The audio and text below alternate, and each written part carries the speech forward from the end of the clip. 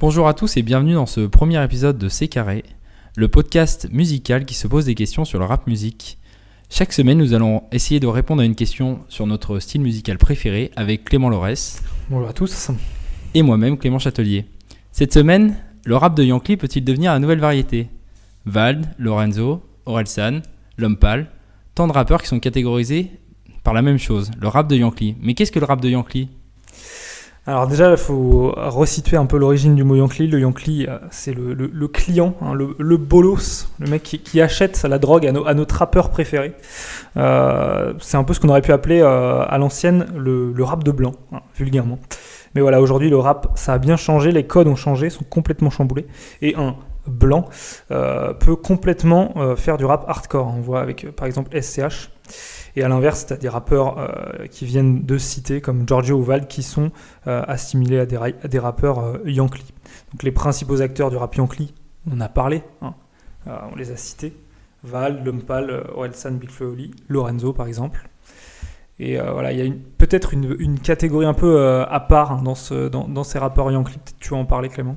Alors justement, dans les rappeurs Yankee, il y a les rappeurs qui vont avoir un public de clients, donc c'est-à-dire un public souvent de jeunes de province qui a l'habitude de consommer de drogue plus qu'il n'en vend. Ça va être souvent le cas de Vald, de Lorenzo ou d'Orelsan, même si Lorenzo c'est un cas un peu à part parce que c'est un personnage. Et après, il va y avoir les rappeurs Yankee eux-mêmes, ceux qui vont être catégorisés comme directement acheteurs, clients, et qui vont avoir des têtes catégorisables par cela, comme L'Homme Pâle, Big Flo et Oli. Et Big Flo et Oli, c'est un peu un méta-style à eux tout seuls, parce qu'ils sont aussi catégorisés dans ce qu'on pourrait appeler le rap gully, c'est-à-dire le rap pour les enfants, avec des mecs comme Black M ou Soprano, qui permettent de faire découvrir le rap à nos plus jeunes bambins. En effet. Et du coup, on a beaucoup parlé de rap Yankee, mais alors le rap Yankee, c'est pas vraiment un style, c'est plutôt un univers. Parce que bon, dans le rap, tout le monde catégorise souvent le rap comme une seule musique de brutasse, vendant de la drogue, violant les femmes, blablabla. Mais on peut catégoriser en plusieurs sous-parties. Il y a bien évidemment la fameuse trap dont parlait Clément, qui est un peu un style caricatural, qui est potache, qui est ce qu'a fait de mieux Caris avec Or Noir et Le Bruit de mon âme, qui est un style où on vend beaucoup de drogue dans des catégories et dans des quantités qui sont cartoonesques. Par cargo. Par cargo, exactement. Donc des choses comme ce qu'a fait Gradure qui vend la drogue à tout son régiment, enfin voilà, des choses très marrantes. On va voir un peu un rap politique qui va être celui de Medine, de Youssoupha, de toutes leurs conneries de Ligue des Justifiés, voilà, où on vient revendiquer, faut pas faire de mal aux gens, blablabla, qui est un peu plus un rap politique. Et après, on va avoir une catégorie un peu de rap noir, de rap sale, qui va aller de Bifty à Sneezy. Donc Bifty, ça va être plutôt le côté dégueulasse dans tout ce qui est bouffe, dans tout ce qui est vraiment... presque burlesque. Ouais, voilà, presque burlesque. C'est vraiment une caricature de l'américanisation de la société, quoi. C'est tout ce qui est grosse bouffe, gros burgers. Des gros burgers, voilà. Et de l'autre côté, il va y avoir Sneezy qui va être dégueulasse, mais plus dans un style léché. Genre, c'est un mannequin H&M et qui dit des choses sales sur des mannequins filiformes. Et entre les deux, il va y avoir des choses comme Damso, qui est à la fois un esthète musical, mais qui peut être très très sale dans ce qu'il dit, notamment sur Batterie Faible plus que sur Ipséité. Ouais. Et le boss de tous ces styles-là, finalement, c'est Booba qui lorgne un peu en maître sur le rap français et sur tous ces styles. Et du coup, dans ces styles-là, dans ces différents styles, il y a différents rappeurs Yankee. Donc, on a parlé de Vald, qui est plutôt un rappeur sale, un rappeur un peu noir, des choses comme ça, qui fait des choses un peu hardcore. Big Flo et Oli, qui vont être plutôt dans les revendications politiques, mais pour les enfants. Voilà. Et Lorenzo, qui va être dans une espèce de chose caricaturale, à vendre des kilos de drogue, pareil, comme le ferait Caris ou Gradure. Et ces rappeurs, donc ils n'ont pas les mêmes problématiques que la plupart des rappeurs. Ils ont souvent d'autres problématiques. Comme tout ce qui est consommation de drogue et aussi la dépression, l'amour surtout. Ils parlent beaucoup d'amour, mais dans un sens un peu plus profond et romantique que des rappeurs plus trap qui peuvent pas vraiment se le permettre, parce qu'ils ont cette image ils ont un personnage à garder. Qui peuvent pas se le permettre. Et donc là, ouais, voilà, on parle de consommation de drogue, pas de vente. C'est pas du tout les mêmes problèmes et on s'adresse pas du tout à la même cible en fait. Donc voilà. Voilà, ils parlent souvent de leurs soucis de dépression, de leurs problèmes d'amour, parce que c'est des jeunes qui correspondent à leur public, c'est-à-dire c'est ce qu'on est nous, un public de province généralement, ce que Orelsan appelait les jeunes moyens, les pires de tous. En fait, c'est des jeunes qui n'ont pas vraiment de soucis ni financiers, parce qu'ils sont pas non plus dans des milieux complètement défavorisés, qui n'ont pas une enfance de jeunes riches, et qui se retrouvent à peu près dans un entre-deux, voilà, partir en vacances dans le Cantal et puis regarder TF1.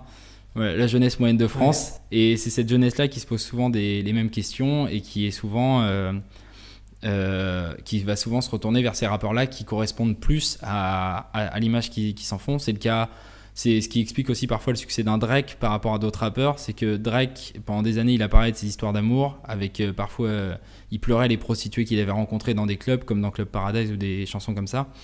Et du coup, en fait, c'est plus simple de s'identifier à lui lorsqu'il va faire le gangster qu'à un 50 Cent ou un YG qui sont bodybuildés au possible, qui viennent de ghetto, qui se sont pris des balles, Voilà, c'est pas quelque chose qui est identifiable pour les jeunes Européens que nous sommes.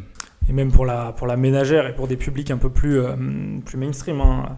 On peut bien vendre un L'Homme Pâle sur TF1, ou peut-être pas au JT, peut-être pas encore, mais sur ce genre d'émission, sur Quotidien par exemple.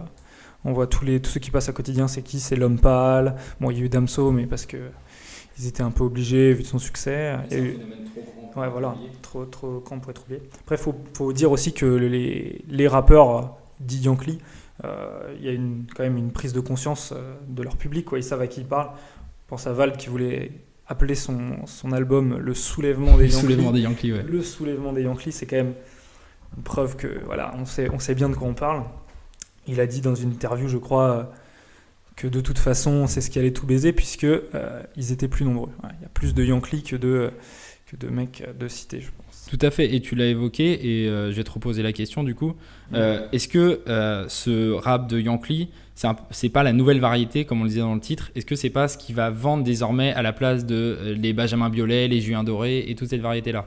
Bah si, c'est sûrement possible, puisque tous ces styles-là, toute cette pop qui est actuelle, hein, donc comme tu dis, avec des artistes qu'on entend à la radio et à la télé, c'est en train de s'essouffler un petit peu. Et voilà, le rap, c'est en train de prendre une autre dimension, que ce soit dans l'underground ou dans le mainstream.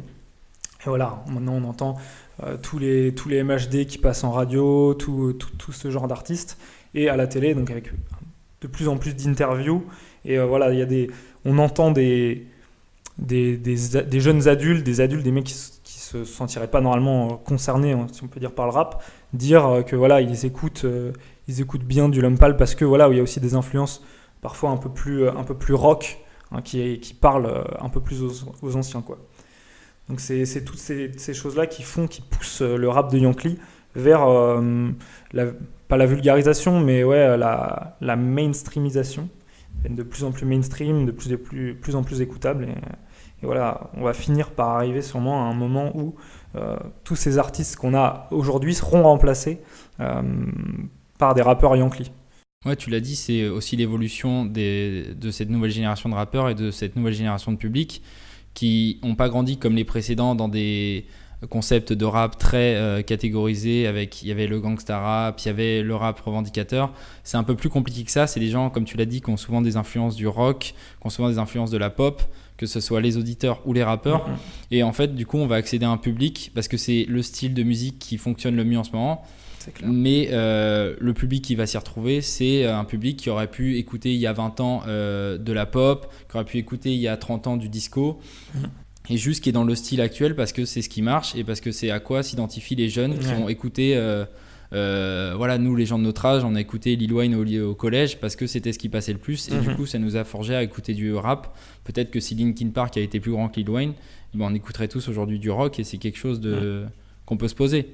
Mais justement, donc tu le disais, il y a des jeunes qui s'inspirent d'autres styles musicaux. Est-ce que justement l'avenir, c'est pas les crossovers, les mecs un peu à la croisée des chemins entre différents styles musicaux? Bah, franchement, c'est fort probable. Maintenant, on le voit avec un mec qui est en train de péter sur la scène mainstream. Hein. Bon, je sais pas si on peut dire que c'est un rappeur, mais quand on voit Eddie De Preto qui passe... lui se définit pas comme rappeur. Lui se définit pas comme rappeur, mais bon, voilà, ce qu'il fait, c'est de la musique urbaine, on va dire. Et donc voilà, il passe sur toutes les télés, sur tous les plateaux. On l'entend en radio, etc. Ah, ça, c'est un bon crossover. C'est un crossover en tout cas entre ce que la musique est de plus pop et un mec qui vient de la rue, quoi. Après, c'est aussi une chance pour les producteurs d'avoir un mec de banlieue et homosexuel. Ça se vend c'est vachement bien. C'est Ça, bankable.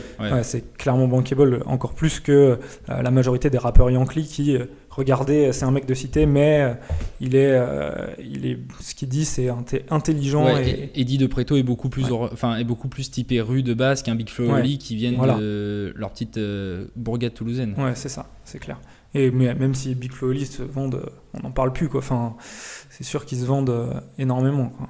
Ouais, et puis du coup, avec l'arrivée d'Eddie De Pretto ou de gens comme Marwa Loud, on a un terme de pop urbaine ou de choses comme ça qui commencent à apparaître et qui du coup rentrent dans la musique urbaine, mais qui est plus le rap, qui est quelque chose de vachement crossover. Ce que fait Joker aussi sur certains de ses morceaux, pas tous, parce que des fois il revient vers ses conneries rap et c'est rigolo aussi, mais quand il commence à aller vers ce qu'il a fait sur Big Daddy Joke, où il commence à... Je crois que c'était ça le nom du projet, où il commence à aller vers des choses plus pop, plus de la variété française finalement, ce qui est quelque chose de très français. Exactement, quelque chose de plus mélodieux. T'es face à un mec qui est un peu typé rue, comme Eddie De Pretto, mais qui va faire autre chose et qui va s'inspirer de ces mélanges-là. Et c'est là où tu arrives à des artistes qui peuvent être encore plus bankable parce que plaire à encore un plus grand public et permettre de vendre à toutes ces personnes qui disent moi j'aime pas le rap, donc je vais pas écouter de rap. C'est ça, c'est ce qu'on avait un peu avant, tu vois, avec moi j'écoute pas de rap, mais j'écoute que du rap américain. Oui. Tu vois, c'est un peu ça, les gens ont peut-être pas envie de se prendre la tête sur des paroles ou à réfléchir, et c'est de la musique qu'on n'a pas à mâcher, quoi, qui vient directement et qui est un peu plus écoutable même pas pour les gens pour les auditeurs moyens, mais pour les gens que ça n'intéresse pas forcément de décortiquer chaque son et chaque line d'un morceau, quoi. Et pour revenir sur Joker, moi personnellement c'est ces sons là un peu mélodieux, un peu, tu vois, c'est ce genre de son où il y a des meufs en feat, tu vois, comme avec Madame Monsieur par exemple, ou le son Moussa et Sarah. Voilà, moi personnellement ça fait partie de mes sons préférés de Joker, perso. Ouais, et puis il amène, ce qui est intéressant avec Joker aussi, c'est qu'il amène d'autres artistes à évoluer dans cette catégorie-là. Il va ramener Hyacinthe sur des morceaux comme ça. Hyacinthe qui a un rap beaucoup plus écorché et c'est vachement intéressant, où il va ramener aussi, tu l'as dit, Madame Monsieur, qui sont un groupe plus pop, à travailler avec des artistes urbains comme Esprit Noir ou lui-même. Et ça crée encore plus un crossover et ça se ramène vers cette pop urbaine qui définit Marwa Loud et d'autres artistes qui sont très bankable aujourd'hui. Il y a aussi eu ce même genre de crossover entre Romeo Elvis et Thérapie Taxi, je crois. Oui. Ça, c'est des crossovers qui passent bien, qui tournent bien sur YouTube et en radio peut-être pas. Il y a peut-être pas beaucoup tourné en radio, mais le problème c'est que tu as le côté belge de Romeo Elvis qui... Voilà, mais voilà, c'est ce genre de crossover qui peut-être va finir par devenir mainstream, quoi, qui va être vraiment ce qui va tourner le plus et ce qui va être le plus écouté. Par la plus grande majorité en tout cas. Est-ce que du coup tu penses que cette ascension du rap de Yankee tel qu'on l'a aujourd'hui, donc cette musique qui plaît au plus grand nombre, à toute la province, est-ce que ça peut être stoppé ? Je vois difficilement comment ça peut être stoppé parce que comme on disait, c'est une musique populaire qui parle à tout le monde, donc plus ça va aller, plus ça va contaminer un maximum de gens et toucher un maximum de gens. Après, si ça peut être stoppé, ce sera par la chute du rap. Voilà, le rap, en ce moment, c'est ce qui cartonne, mais si demain, le rock ou même la musique classique venait à exploser, ces artistes-là, ils seraient peut-être perdus. Ou alors, ce sera par la mue en fait, du rap Yankee en variété, en fait, en pop. Ce sera clairement plus, on n'aura plus le sujet de se demander ce que c'est le rap Yankee. Ce sera vraiment la variété, ce que tout le monde écoute et ce que nous, parents, on écoutera dans 10-20 ans et qui serait transmis de génération en génération, quoi. Tout à fait, et puis de la même manière que la musique emo a migré des années 2000 de Evanescence et du rock un peu au rap désormais avec, ça a fait l'actualité ces derniers mois, mais Lil Peep et des artistes comme ça, peut-être que ce style musical-là va aussi migrer du rap vers de la pop ou vers encore autre chose, on ne sait pas. Peut-être que demain, ce sera l'électro ou le jazz, et que ça migrera vers là. Et ça fait partie aussi de la suite. Mais ils arrivent en tout cas à fidéliser un public, et peut-être que ce public-là les suivra sur d'autres styles. Ouais, c'est clair, mais c'est ça l'avantage du rap aussi, c'est que c'est un peu une éponge quoi, qui peut absorber un peu tous les styles musicaux et ressortir quelque chose de nouveau et d'innovant quoi. Et c'est peut-être ça qui fait que le rap est en train d'exploser aujourd'hui et qu'il y en a vraiment pour tous les goûts quoi. Tout à fait, c'est ce qu'on disait, le rap c'est comme le rock avant, c'est un métagenre dans lequel tu peux retrouver 40 ou 50 types de rap différents, et ce sera pas du tout les mêmes styles.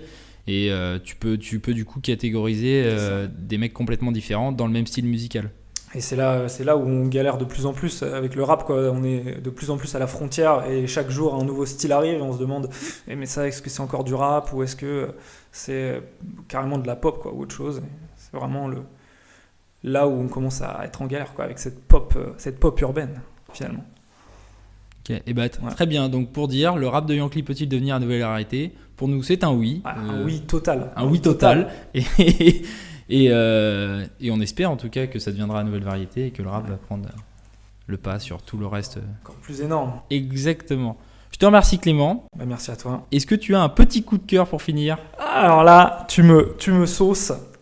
Parce que des coups de cœur, j'en ai plein. Mais il en a des milliers tout le temps. Des milliards tout le temps. Alors, qu'on soit clair, quand on parle de coup de cœur, on veut quoi ? On veut un truc un peu... Je sais pas, quelque chose qui ces derniers temps t'a fait ces derniers temps. Et écoute, là en ce moment, j'avoue que je suis un peu en train de saigner.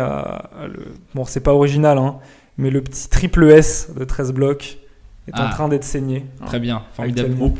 Formidable Z surtout. Formidable. Incroyable. Ça mérite, attention, parce que là, ça mériterait carrément mériter un sujet entier. Mais bon. Est-ce que Z est le nouveau Swahili ? Voilà, ça c'est quelque chose. C'est une question encore à part. Exactement. Mais ouais, 13 blocs, ça saigne en ce moment. 13 blocs, triple S, très bien. Voilà, très beaucoup de cœur. Voilà. Je vais m'arrêter là, je vais pas trop en donner, il faut en garder pour les fois prochaines. Moi je vais présenter comme coup de cœur l'EP commun de Diplo et Stara. Parce que Diplo, du coup, c'est le DJ pop que tout le monde connaît, qui a collaboré notamment dans Jack U avec notre ami du dubstep Skrillex. Qui fait partie de Major Lazer aussi, et qui a collaboré avec Stara, qui est un peu une top lineuse connue du monde du rap, qui a fait des chansons pour Jeezy, pour Young Thug, qui a écrit entièrement le Pick Up the Phone de Travis Scott et Young Thug. Et donc ils ont fait un EP 5 titres ensemble qui est très sympa, qui est très rigolo, et ça marche plutôt bien entre les deux, donc voilà, moi j'aime bien. Parfait.